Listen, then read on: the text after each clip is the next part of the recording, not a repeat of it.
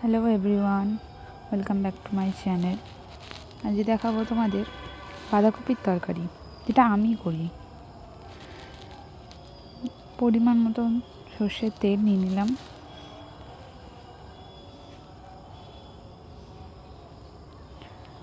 তারপরে ফোড়ন হিসেবে দেবো হচ্ছে জিরে, শুকনো লঙ্কা আর তেজপাতা।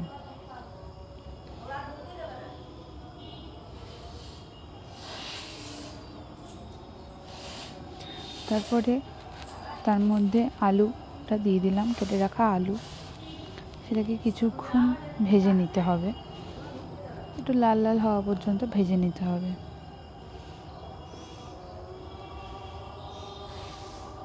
তার মধ্যে দিলাম একটা গোটা টমেটো 4 টুকরো করে।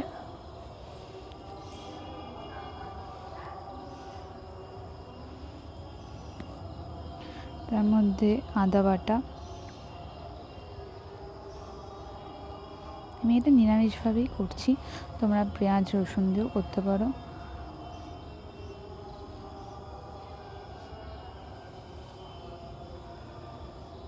তারপরে এখানে নিয়েছি হলুদ, কাশ্মীরি লঙ্কার গুঁড়ো আর নুন, আর হচ্ছে ভাজা মশলা। ভাজা মশলা বলতে এখানে রয়েছে জিরে, ধনে আর শুকনো লঙ্কা একটু শুকনো খোলায় ভেজে নিয়ে সেটা মিক্সিতে পেস্ট করা রয়েছে, তাহলে দিয়ে দিলাম। তারপরে দিলাম একটু জল, নয়তো মশলাটা ওখানে পুড়ে যাচ্ছিলো। একটু জল দিয়ে যতক্ষণ না ওই আলুটা সিদ্ধ হবে ততক্ষণে জলটুকুনি দিতে হবে, সেই মতন জল দিতে হবে ততক্ষণ না আলু সিদ্ধ হয়। তারপরে খুব আলু সিদ্ধ হওয়া পর্যন্ত নেব না, মোটামুটি আলুটা সিদ্ধ করে রাখবো।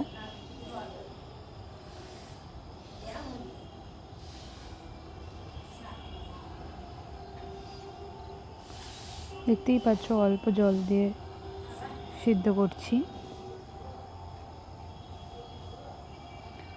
আলুটা মোটামুটি এখানে আমার সিদ্ধ হয়ে গেছে, মোটামুটি সিদ্ধ করতে হবে। তারপরে বাঁধাকপি দিয়ে দেওয়ার পরে বাঁধাকপির জলে অনেকটা সিদ্ধ হবে, বাঁধাকপির জলে মোটামুটি সিদ্ধ হবে।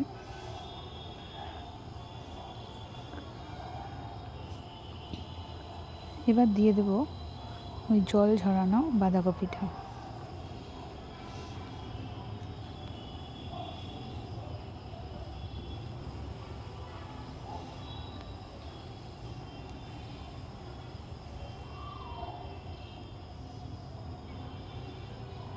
দিয়ে বাঁধাকপিটাকে খুব ভালোভাবে ওই মশলা আলুর সাথে মিক্স করে নিতে হবে পুরোটা।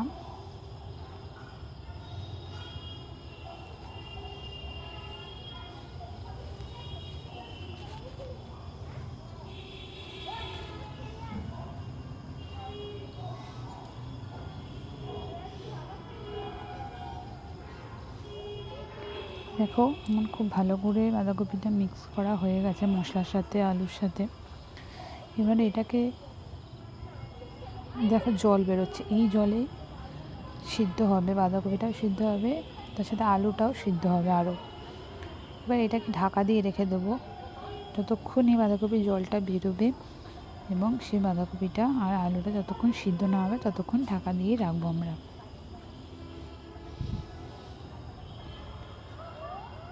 আমার মনে হলো সিদ্ধ হয়ে গেছে, তার জন্য ঢাকনাটা খুলে নিয়ে একবার দেখে নিলাম বাঁধাকপিটা সিদ্ধ হয়েছে কিনা। দেখো এখনও জল আছে, এই জলটা যতক্ষণ থাকবে ততক্ষণ এটাকে আমাদের রান্না করে নিতে হবে।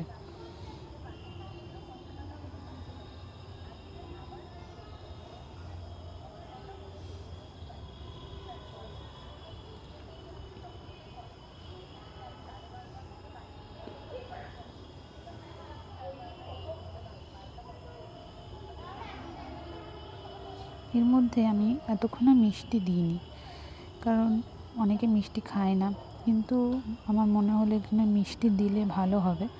তার জন্য দেখো অল্প, খুব সামান্য পরিমাণে একটু মিষ্টি দিলাম, যাতে মিষ্টি দিলে একটু ঝাল মিষ্টি ব্যাপারটা থাকে। এগুলো খুব অল্প পরিমাণে মিষ্টিটা দিয়েছি।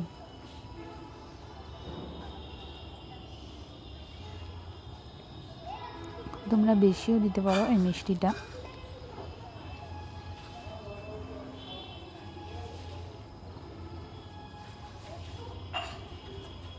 পরিমাণ বুঝে দেবে মিষ্টি, যে যতটা পছন্দ করো ঠিক ততটাই।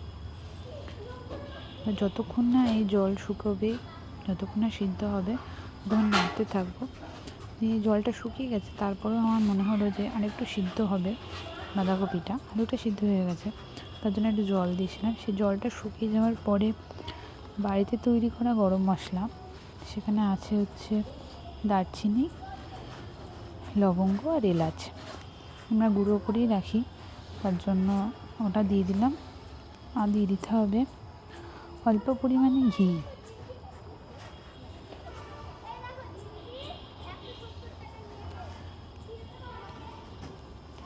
এবার এই দুটোকে মিক্সড করে নিয়ে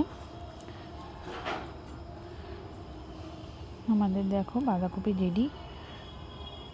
একটু ভালোভাবে নেড়েচেড়ে নিতে হবে যাতে গরম মশলা আর ঘিটা বাঁধাকপির পুরোটার মধ্যে লেগে যায়।